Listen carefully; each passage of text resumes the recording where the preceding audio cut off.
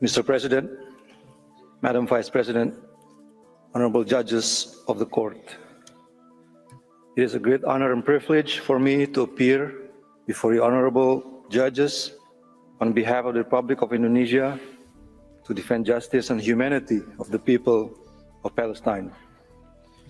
Indonesia is and will always stand with the people of Palestine to attain their independence. Our commitment to and profound bond with the Palestinian people is rooted in humanity, that it is their inalienable rights to live in peace in their very own homeland. Indonesia attaches its utmost importance to the rule of international law and has a strong confidence that the decision of this distinguished court will guide the General Assembly and its member states in delivering justice to the persecuted and oppressed Palestinian people. Let me stress that while many countries, including Indonesia, clearly express that no country should be above the law, Israel has consistently imposed its nefarious policies and measures in the occupied Palestine territory in utter disrespect to the international law. Israel's continuing unlawful presence in the occupied Palestinian territory and its coercive environment created had made it impossible for the Palestinian people to exercise its basic rights as a nation, the right to self-determination. Against this backdrop, Indonesia assumes its moral duty to furnish information on the issues brought by the General Assembly to this court. I will firstly address the issue of jurisdiction, followed by the merit of the case on Israel's obligations as a UN member and as the occupying power. Honorable judges, on the jurisdiction, Indonesia asserts that this court has jurisdiction to provide its opinion requested by the General Assembly under Article 96, Paragraph 1 of the UN Charter and Article 65 of the Court Statute, and that there are no grounds for declining to do so. The question raised to this court is a legal question and within the scope of activities of the General Assembly. And this is consistent with the opinion of the court, such as in the Chagos advisory opinion, which stated that the request for an advisory opinion from the Assembly seeking to examine a situation by referencing to international law is a legal question. The present request fits into that requirement, as the chapeau to the present question makes it unequivocal for scrutinizing Israel's obligation by reference to international law. There should be no doubt that this court has jurisdiction to deliberate over the present request for advisory opinion. Mr. President, on the merit of the case, Indonesia submits that Israel, as a member of the UN, bears a general obligation to adhere to its commitments to accept and perform obligations stipulated by the UN Charter in a good faith. Israel had accepted such obligations through its declaration accepting obligations under the Charter made on 29 November 1948. And Israel's acceptance was a crucial undertaking pursuant to Article 4, Paragraph 1 of the Charter to be admitted to the UN membership. In its declaration, Israel states that, and I quote, "The State of Israel unreservedly accepts the obligations of the United Nations Charter and undertakes to honor them from the day when it becomes a member of the United Nations." End quote. The term used in the declaration is unreserved, and I do not need to enlighten this court on the significance of this term, referring to this court's opinion on the reparation for injuries. Israel's acceptance of the obligation of the Charter must be strictly observed. In this regard, Israel's ongoing violation of and its failure to fulfill its obligation under international laws have raised the question of its suitability to be called a peace-loving state, which is a prerequisite of the UN membership as prescribed in Article 4, Paragraph 1 of the Charter. I shall explain further that Israel's general obligations under the Charter encompasses obligations to respect the presence of the UN, to facilitate and give every assistance to the UN, as well as to carry out the decisions of the UN Security Council, the judgments and the decisions of this court. By virtue of Security Council's resolutions, Israel also owes those obligations toward other international organizations and third states. Honorable judges, I shall emphasize that Israel is under the obligation to respect the presence of the UN, including UNRWA as the UN body responsible for discharging UN's humanitarian assistance. This obligation is provided for in Article 105 of the UN Charter and have been further elaborated in the two UN conventions on the privileges and immunities of the UN, both of which Israel is a state party. These conventions emphasize that the scope of Israel's obligations is relevant to the present request in relation to the premises, property, assets, and funds of the United Nations, to the archives and documents of the UN, and to the experts and officials on missions of the UN. As this court noted in its advisory opinion regarding reparation of injuries, these privileges and immunities are essential for ensuring the fulfillment of the UN's functions independently and effectively. This is particularly relevant in the present context, where the UN has to properly discharge its humanitarian functions in the occupied Palestine territory. Having said the above, I wish to submit that Israel's conduct, including its enactment of laws targeting the UNRWA's operation, contradicts Israel's obligations to respect the presence of the UN.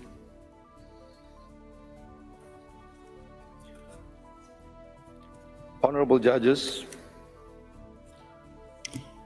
on the obligation of Israel to facilitate and provide every assistance to the UN, as well as other international organizations and third states, I wish to point out several obligations that were imposed to Israel by this court in its various order of provisional measures in the case of South Africa versus Israel.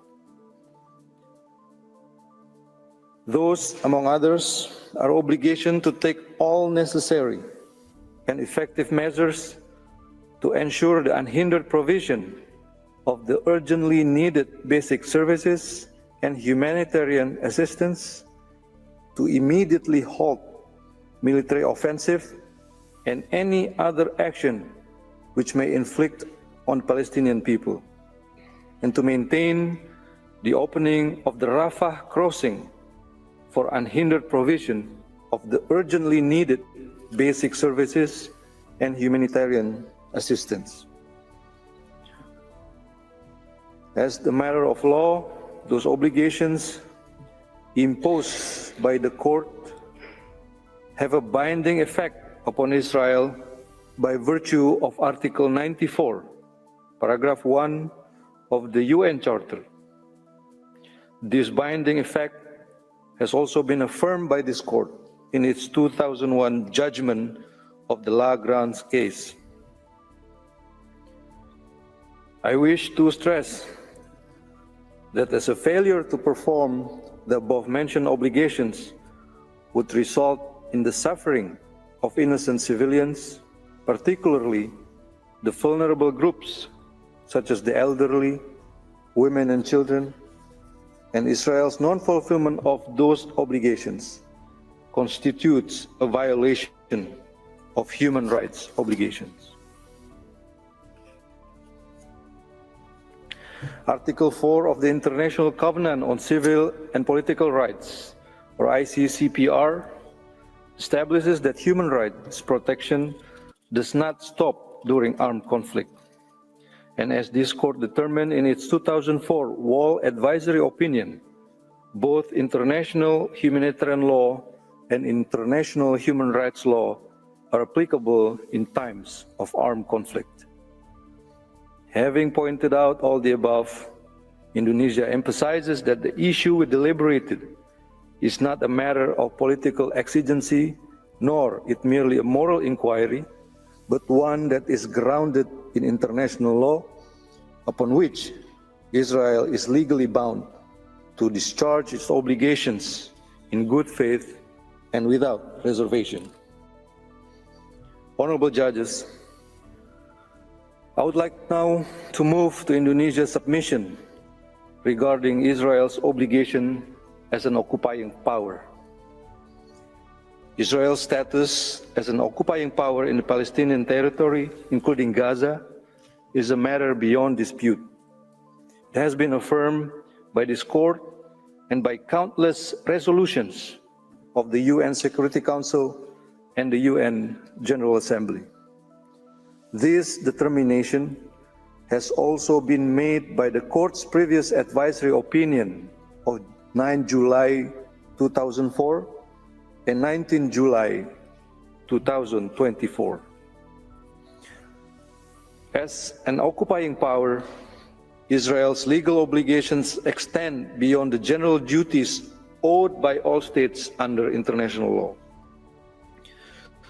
The Fourth Geneva Convention governs the protection of civilians during times of armed conflict and occupation, and it places specific duties on Israel with respect to the humanitarian needs of the Palestinian population in the OPT. The language of this convention is clear, that Israel is bound to uphold at all times and under all circumstances those obligations. It is important to highlight that those obligations are rooted in customary international law and have been consistently reinforced by international legal precedent.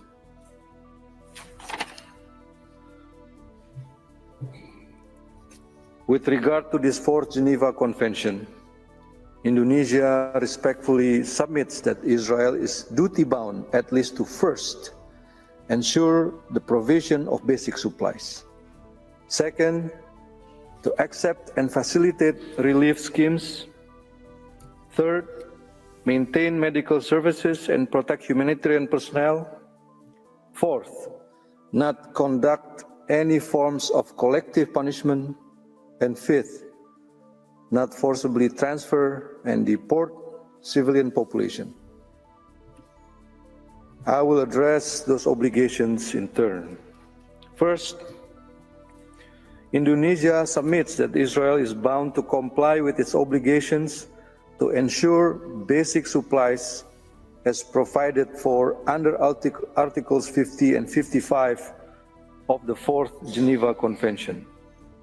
In particular, Israel must ensure that the civilian population in the OPT is provided with essential supplies, including food, medical care, and other necessary services, and this obligation goes further to underscore the positive duty to maintain special protections for vulnerable groups, including children under 15, expectant mothers, and mothers of young children. Israel cannot ignore these responsibilities, as they are unequivocal and opposable to Israel as the occupying power. Failure to meet this obligation will have grave consequences for the civilian population and constitute a breach of Israel's duties under international law. Second, Israel is obliged to agree on relief schemes, especially to fulfill basic necessities as provided under Articles 38, 59, and 62 of the Fourth Geneva Convention. This obligation extends to Israel as the occupying power to cooperate with international humanitarian agencies to establish relief schemes for the provision of food, medical care, and other essential services.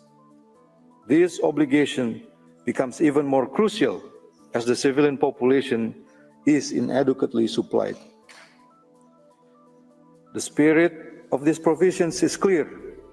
Humanitarian aid must be facilitated by the occupying power, not obstructed. It becomes evidently clear that Israel does not fulfill this obligation. Moreover, it played a pivotal part in the unfolding of the biggest humanitarian catastrophe of this decade, if not this century.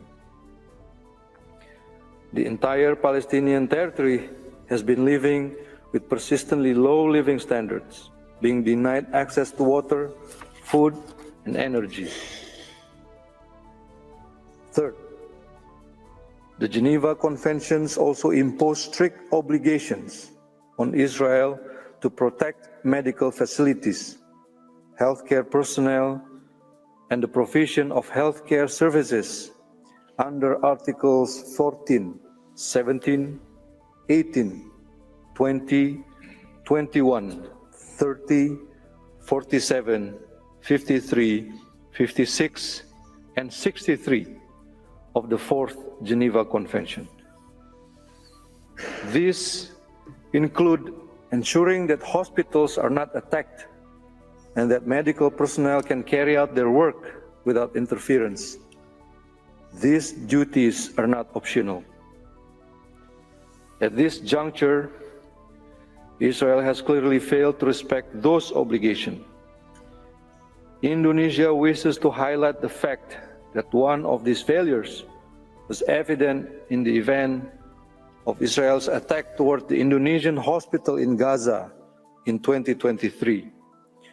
This attack was perpetrated against one of the most critical health infrastructure in Gaza, despite the fact that there were patients being treated.